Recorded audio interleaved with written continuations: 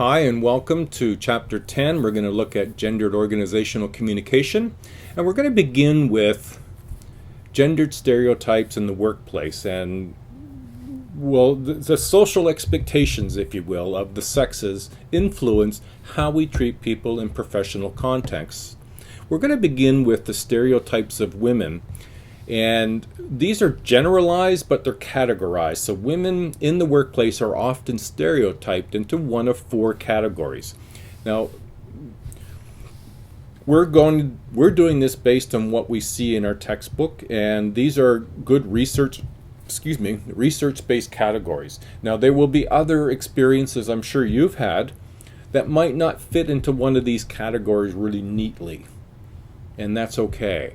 We're just trying to do an overview of the kinds of categorization for both men and women. And the first one is what's known as the sex object. The sex object stereotype defines women's value by her sexual attractiveness, perceiving women based on their appearance rather than their qualifications. Now again, we may not all see this in our own experience, and we have to bear in mind that we're wearing, if you will, glasses that have been given to us, if you will, and shaped according to our past experience. And we may say to ourselves, well, geez, I wouldn't treat a woman by her attractiveness. Of course I would look at her qualifications. But until you're that woman in that situation, we aren't there to judge whether or not this happens based on our own perspective. We really have to aim at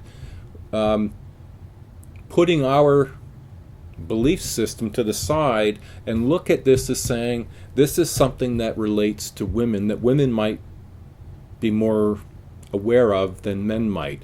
And the same will be true when we get to the male stereotypes, is that we'll hear some things that women might say, well, that doesn't make sense, or men might say, I don't believe that. We need to put our beliefs to the side and look at this objectively to say that this is research-based perspectives about what occurs for people in workplaces. And like I said, there's room for outliers and other examples, but these are just categories that generally represent the experience. So the first is sex object. Now, federal law forbids discrimination based on sex, sexual orientation, race, national origin, age, disability, religion, and some qualities are considered bona fide occupational requirements.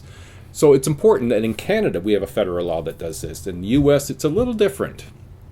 And maybe if you've been watching news lately, you will have seen some things or heard some things in US politics recently that make you go, well, aren't there protections for that? The US has different rules and laws than the Canadians do in regards to this. This stereotyping contributes to sexual harassment of women and members of the LGBTQ communities. Now, the second particular sort of generalized stereotype is that which is known as mother. This stereotype of women as mother has figurative and literal forms. The figurative version is expressed when others expect women to take care of everyone. Will you make sure everyone has coffee? Make sure that the meeting room is all prepared and ready for all the people who come in for the meeting? Will you make sure that, so when women are treated in that sort of way, that's the figurative version of the mother role. This stereotyping also leads to segregation of female employees into positions of providing support and care for others, such as the clerical and service positions. The literal form of mother is employees who are also mothers. These women are perceived as less serious.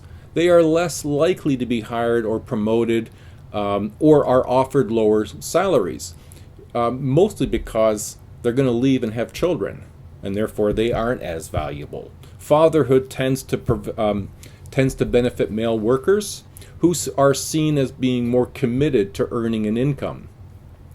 There's a term called the maternal wall, which refers to the unexamined assumptions held by co-workers and superiors about how women will behave at work after they become mothers. Now, again, this is what's really interesting about this to me, is that it's always challenging to sort of get my head around that workplaces can be this stereotyping to women. Because I might say to myself, and I often do, these are things that I don't feel I do. And I would say, well, then maybe nobody else does. But that's when I speak to women and ask them about their experiences, they can pull out example after example of when this has affected them. And so it's quite interesting. And I do this with men on the men's stereotypes as well. The third generalized category is that of child. This stereotype sees women as child or a pet, cute, but not to be taken seriously. Women are assumed to need the protection of adults. And so this is where this sort of stereotyping comes into play, is often stereotyping women as children is justified as protecting women from the harsh realities of the world. Since when do they need protecting? One example of this is the obstacle of women serving in law enforcement, where the difficulty is how can you possibly defend when you're a woman? That's what men do, is protect you. The fourth is what's known as the Iron Maiden. Stereotyping women a woman who is ambitious, directive, competitive, and sometimes tough is what has been labeled as the Iron Maiden. A woman with these qualities as competent but unlikable because they are unfeminine. Now, and I know I've worked in places where women have been tough, direct, ambitious, the same qualities that men have in workplaces, but they get treated quite a bit differently. They get maligned for being tough. We have terms we use in that instance. So it's a compliment to call a male worker ambitious, but it's not necessarily seen as a compliment when we do that to women. So let's see what the difference is. Let's look at stereotypes of men. Men in the workplace are often stereotyped in ways that reflect cultural views of masculinity and that affect how men are perceived and treated. And we'll start with the first one. It's known as the sturdy oak. The sturdy oak is a self-sufficient pillar of strength. With this view, men may rule out consulting others in advice or assistance. They just go right ahead and they move in that direction because we see them as a sturdy oak. That means that men can't, in this particular stereotype, express vulnerabilities, weaknesses, doubt. You're looked upon as having this pillar of strength, and you will go forward and do the best for everybody without their assistance. And we've had examples. I've had examples of male bosses and male people in the workforce who come across as a sturdy oak, and you wonder how come you didn't get asked for your input, because it's going to affect you and other people, so why wouldn't you have been? But the sturdy oak goes forward. The second is the fighter. Men are Superman-like warriors who get into battles either literally or metaphorically. Fighters should be aggressive, win at all costs. There's no room to be less than fully committed. Men who ask for paternity leave can face hostility for not putting their career first. Men are increasingly resisting this pressure. Now, this is one of those sort of stereotypes, again, that in the fluidity of gender and feminine and masculine, we are redefining things all the time, over time. And one of the redefinitions is that we don't have to be so aggressive. We can have doubt and we can express emotionally, and that's okay. And yet these stereotypes make it difficult for men who want to be able to be a family man and not just the babysitter of their child, but to be a co-parent. It's getting difficult with these stereotypes. The third is breadwinner. Now, this one comes through quite a lot more from historic perspectives, but it still comes through. It's one of the strongest stereotypes of men, and that is of the breadwinner. It is the reason they are often paid more than women, but also why they are expected to put work ahead of family time. Is that you're the breadwinner, you support the family, your job is to make sure that there's enough revenue brought into the family that the family can be successful and protected by the breadwinner. But that doesn't always ring true, does it? What if you have dual incomes, where you have both mom and dad raising children and making money? What if she makes more money than he does? And that's starting to happen more frequently. So these locked-in stereotypes for men and women are difficult in that they lock people into things that maybe aren't genuine or real for the time and place. Men who tie their identity and worth to earning power are in danger in a culture where gender roles are evolving. Non-binary, if we look at the stereotypes as it relates to the non-binary gender in organizations, the lesbian, gay, bisexual, trans workers are often met with hostility for challenging gender in the workplace, and they may have fewer legal protections. Now that fits more to the U.S. Canada has, the Charter of Rights and Freedoms to use as a foundation for legal protections. It doesn't mean that LGBT, Q individuals won't still need to do that, maybe more so than others, but there is a protection built in that allows there to be a foundation to work from. Performing non-binary gender, like wearing something outside the norm, can risk hostility by colleagues, eligibility for promotion, and the job itself. There is no consistent federal protection for sexual orientation and gender identity and expression. Now, again, that's one of the differences between U.S. and Canada. It might be less so in U.S., but it is stronger in Canada for that protection. Now, narrow gender stereotypes that limit potential for all workers.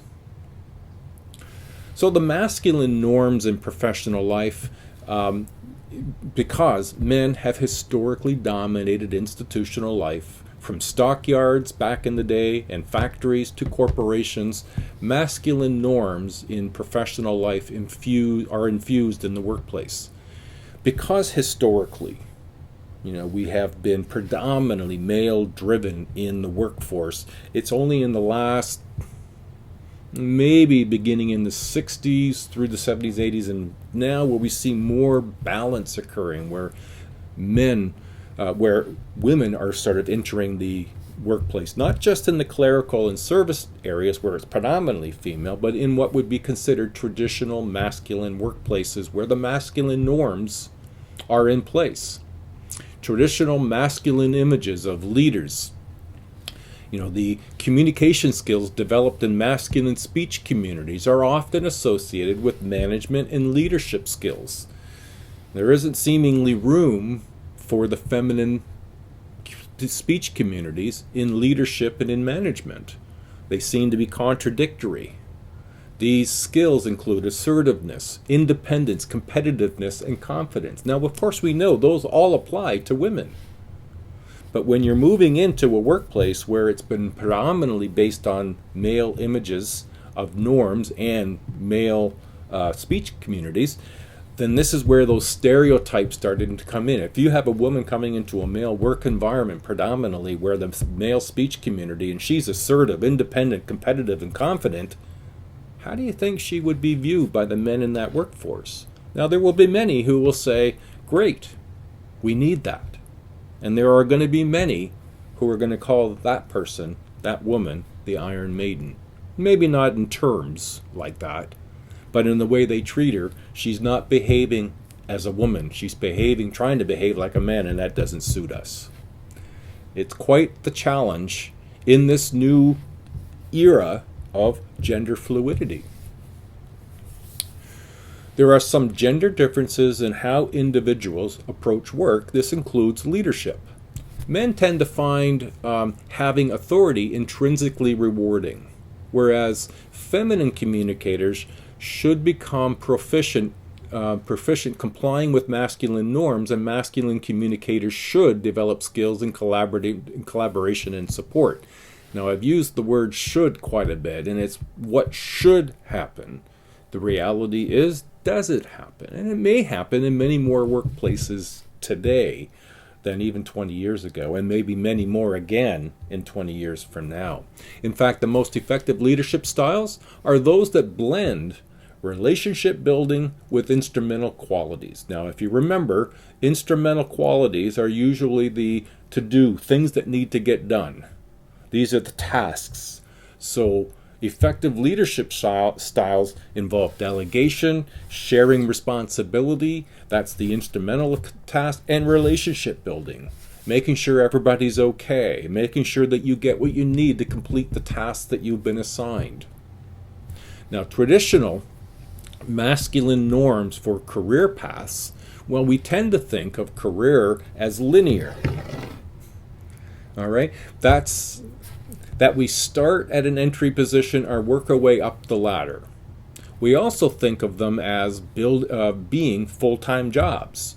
When we think about men getting jobs, we think in terms of full-time. Remember, breadwinners. This assumption reflects the social relations of previous eras, and that's partly the point, is that some of this masculine norms are based on 30, 40, 50 years ago.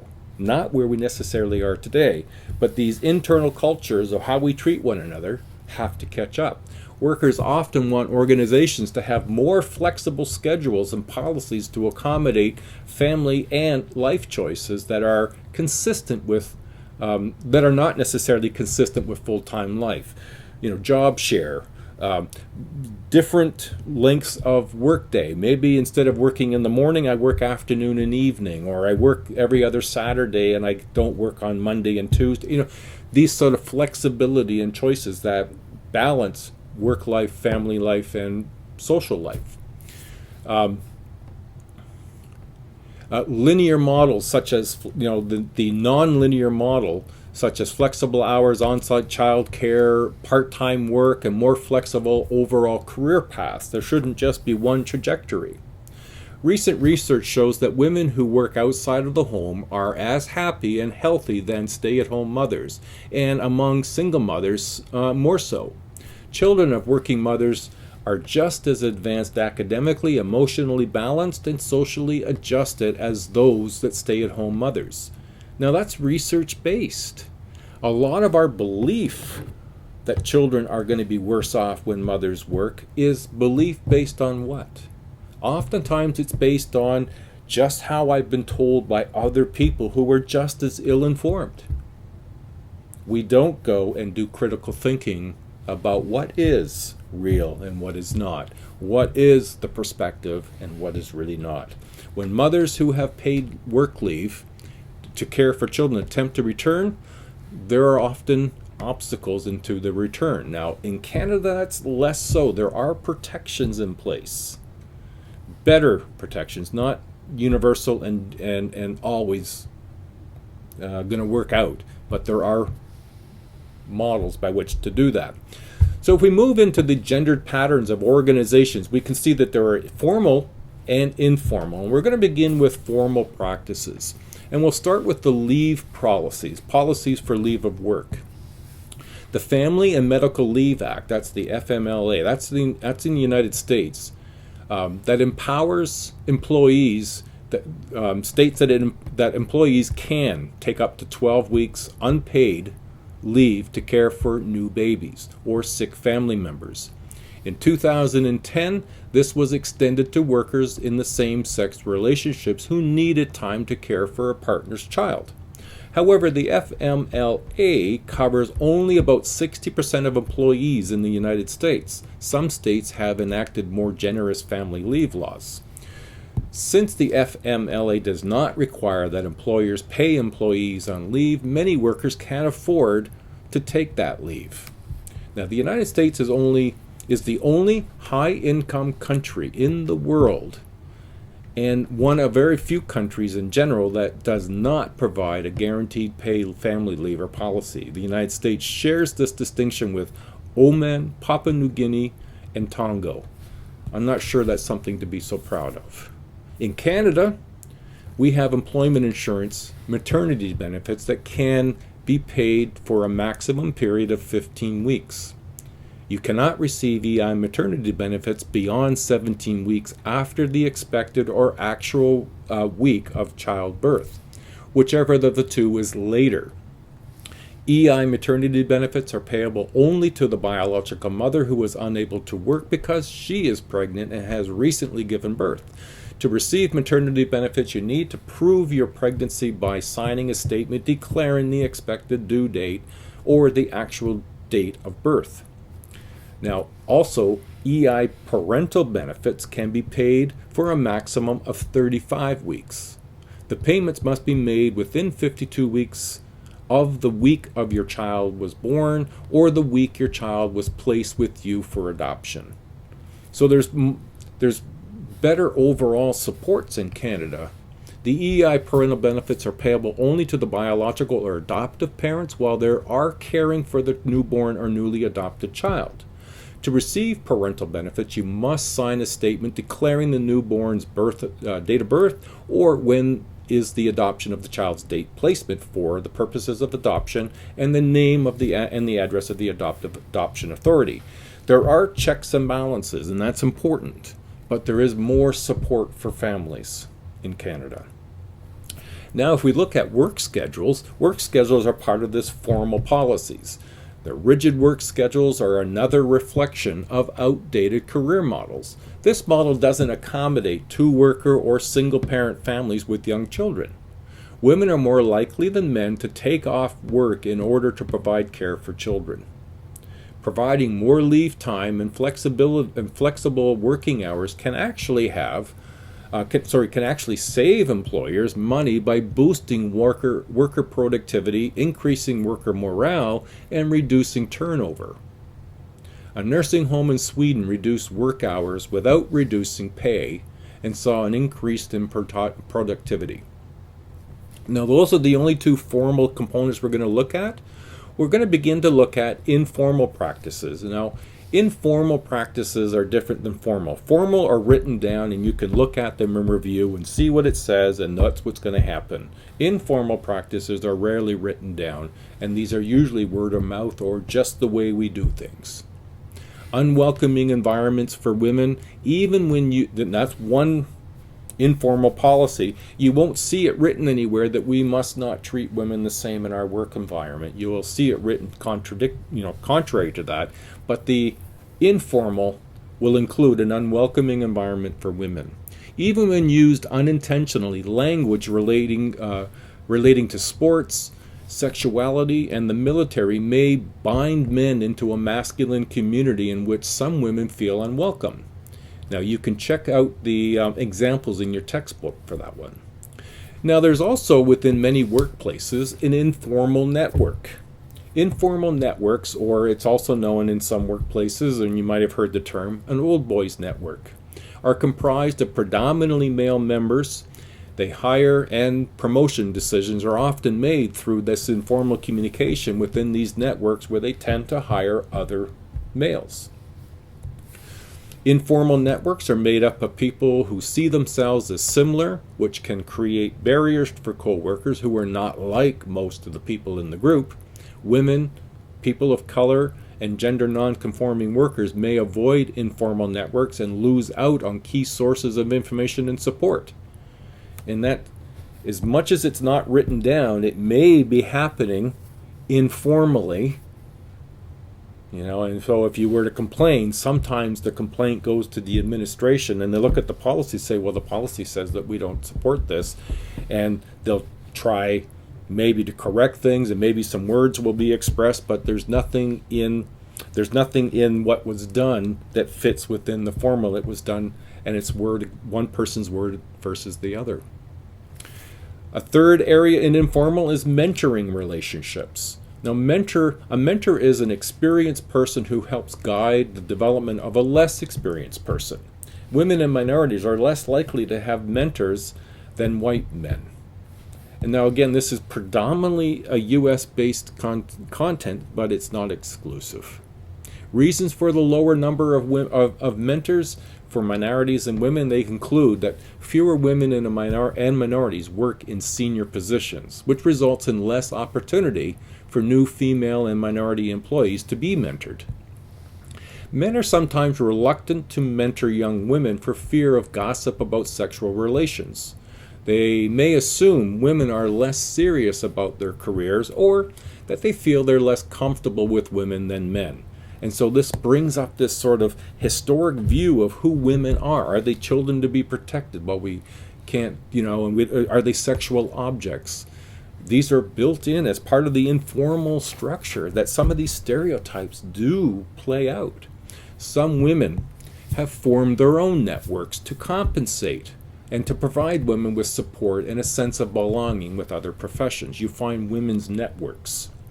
Another challenge is workplace bullying, which is repeatedly acted towards another person in a way that humiliates, intimidates, or undermines that person's credibility. And women and gender nonconforming workers are more frequently targets of bullying by both men and other women. Men bully men and women equally. Now, that's not something to be proud of. I'm glad there's equality, but that's still part of the environment, that there are informal structures where men tend to do that more. Now, women tend to more frequently bully other women. Now, this possibly could explain by early socialization of girls to evaluate and critique other girls. Now, we did that in, I've forgotten which chapter it was, just a couple of weeks ago. Now, there's a couple of terms you may have heard before. One is the glass ceiling and the other is glass walls. The glass ceiling is the invisible barrier that limits advancements for women. They can't get up because there's a glass ceiling that stops.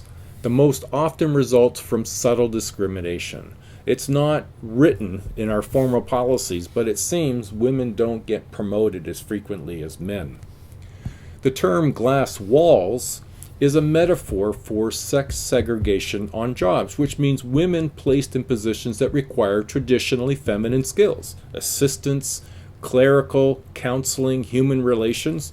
If you go to any organization and look at their structure and look at human resources, payroll, service, clerical, you'll find those are predominantly women.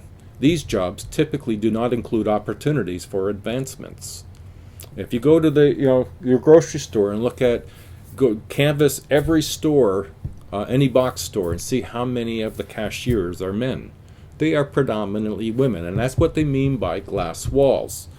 There isn't places for them to be in more senior and management sort of circumstances. So now let's look at some efforts to readdress gender inequality in institutions. Now, this is a predominantly U.S.-based selection, and some of this occurs in Canada and some of it is more successful in Canada, but it's also not complete. So let's just look at this.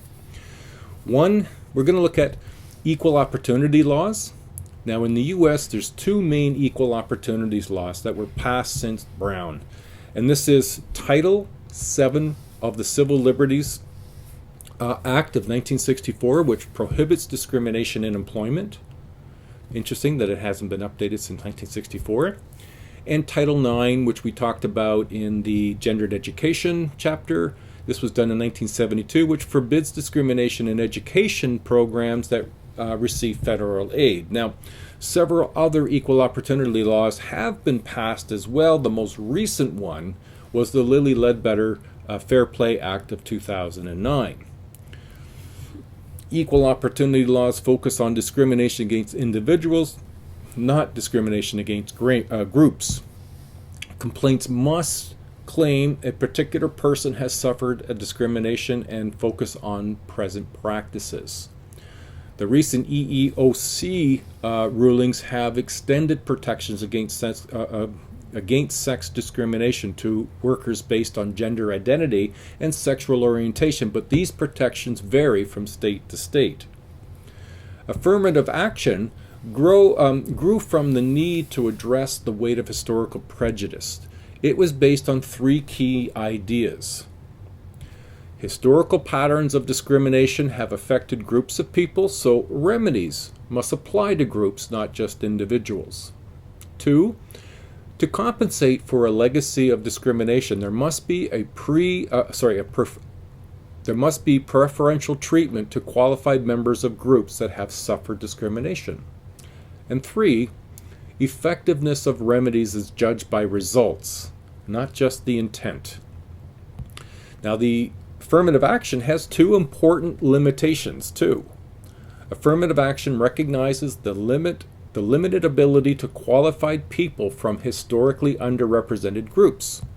Fewer women and minorities have the education and experience to be qualified. Now, that is certainly in Canada changing dramatically. Affirmative action does not encourage admitting, hiring, or promoting women and minorities that are not qualified. Qualified means the applicant meets requirements, but they are not necessarily the best qualified, and that's an important distinction. We'll look also at quotas. Now, we've heard this term, and it has applied in Canada, but it's more so in the United States.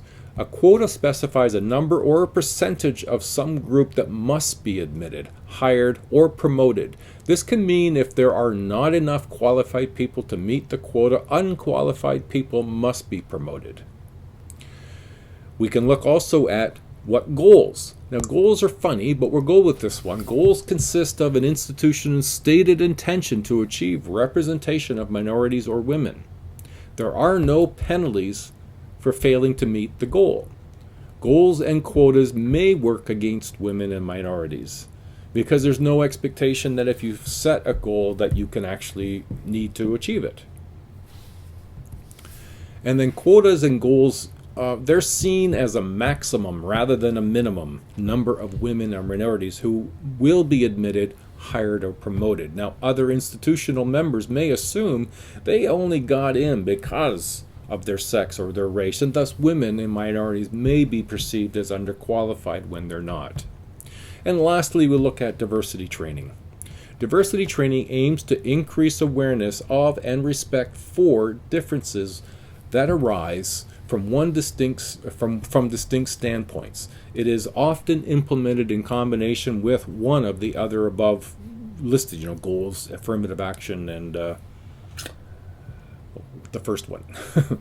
A limitation of diversity training is that it requires strong personal commitment from the participants. Many people are unwilling to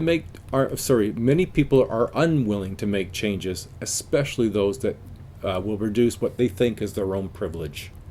So part of the problem with diversity training is the person who receives it isn't always committed to doing any better or wanting to learn because they may not think they did anything inappropriate. So it can be a problem. I hope this has been helpful. That's the end of gendered organizational communication, and we've got 2 weeks to go. So keep up the good work, stay the course, and finish to the end. Bye now.